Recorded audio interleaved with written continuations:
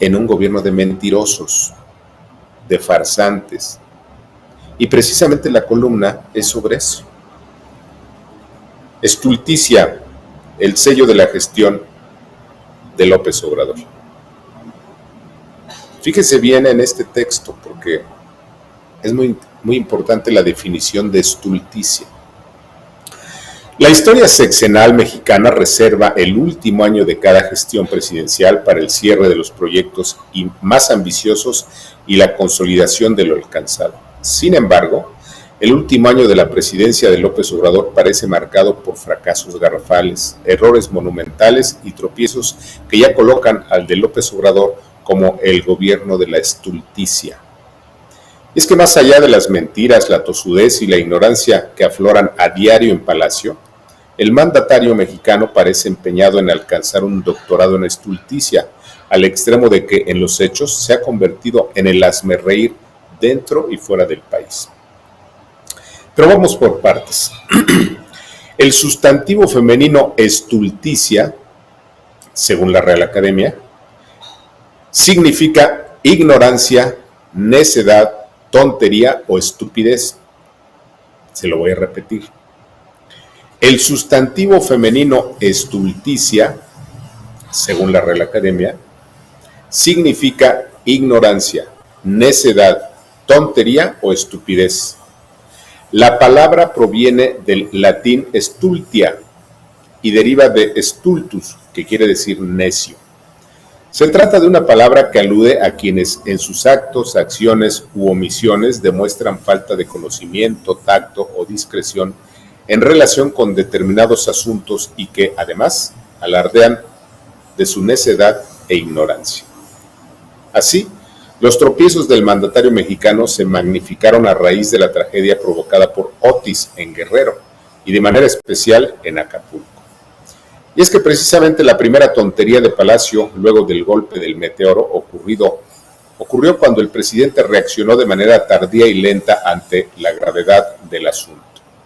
Primero, el presidente negó que haya reaccionado tarde, luego decidió acudir al lugar de la tragedia con la intención no de atender la emergencia, sino de dar paso a un montaje mediático y, al final, no solo falló la narrativa de que AMLO también había sido víctima de Otis, sino que fue apaleado.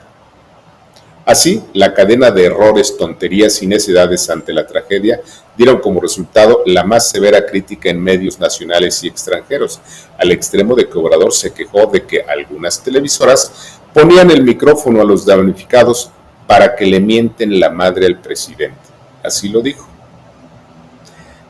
Pero lo peor, sin embargo, es que dio la vuelta al mundo la imagen del camión militar atascado en medio del lodo con un presidente mexicano impotente y un puñado de militares rebasados por todos los flancos. Pero quizá la joya de la estulticia presidencial se produjo cuando el propio Obrador explicó en una de sus mañaneras que convocó a una reunión de gabinete para resolver el complejo problema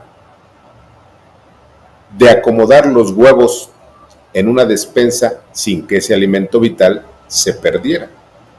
Al final, un caprichoso presidente decidió cancelar toda la ayuda a los damnificados de Guerrero y de Acapulco, negó la declaratoria de emergencia para el 95% de los municipios afectados y hace horas levantó la contingencia cuando es evidente que guerrerenses y acapulqueños siguen abandonados a su suerte. Claro, además de que dijo que siempre tuvo conocimiento de la gravedad del meteoro, aunque nunca lo dijo a la sociedad. Pero no fue todo. En medio de las críticas por el abandono oficial a los damnificados, López no solo descalificó y bloqueó la marcha de protesta que llegó al Zócalo, sino que presumió haber ganado en Acapulco en cada elección en la que ha participado. Sí, otro insulto a los damnificados. A su vez, mientras que en Palacio perdían el control de la crisis de Acapulco y de todo Guerrero, en otra mañanera un candoroso López Obrador negó que su gobierno mantenga una alianza con el crimen organizado. Horas después, sin embargo, en Hong Kong fue decomisado un cargamento de 1 tonelada de metanfetaminas procedentes de México, lo que prendió los focos rojos sobre la reiterada negativa presidencial de que en México imperan un narcoestado y un narcogobierno. Y es que la droga sintética salió de un puerto mexicano en bolsas con las siglas de Segalmex y con el logotipo del gobierno federal, es decir, otro escándalo que rebasó al presidente y a todas las instituciones del Estado. Aún así, y a pesar de las evidencias de que el de López es un narcogobierno, en Palacio se anunció que el próximo fin de semana, es decir, apenas estos días que vienen, Obrador visitará por sexta ocasión la casa del Chapo, Badiraguato, allá en Sinaloa. Pero tampoco fue todo, mientras que en Palacio hacían todo para lograr el control de daños por los golpazos a la imagen presidencial. Del exterior de la prensa norteamericana llegó otro golpe mediático que de nueva cuenta pegó en la línea de flotación del gobierno de López Obrador y de su candidata presidencial, la ex jefa de gobierno del DF, y de la credibilidad de la mal llamada Cuarta Transformación. Y es que el reputado diario The New York Times reveló que la empresa mexicana Telcel reconoció ante un tribunal que a solicitud de la Fiscalía de Ciudad de México, encabezada por Ernestina Godoy, entregó datos y comunicaciones privadas de múltiples números telefónicos de opositores y políticos particulares y hasta militantes del propio partido Morena. El escándalo confirmó el espionaje que el gobierno mexicano practica contra opositores y que es parte de la guerra sucia ordenada desde Palacio con miras a la sucesión presidencial. Pero la verdadera joya fue la descalificación pública de López Obrador contra su carnal Marcelo Ebrard, a quien calificó de oportunista, convenenciero, ambicioso, vulgar, arribista, politiquero y grillo, lo que marcó la mayor fractura del partido oficial Morena. Marcelo se volverá a quedar callado. Lo cierto es que durante el sexto año de López Obrador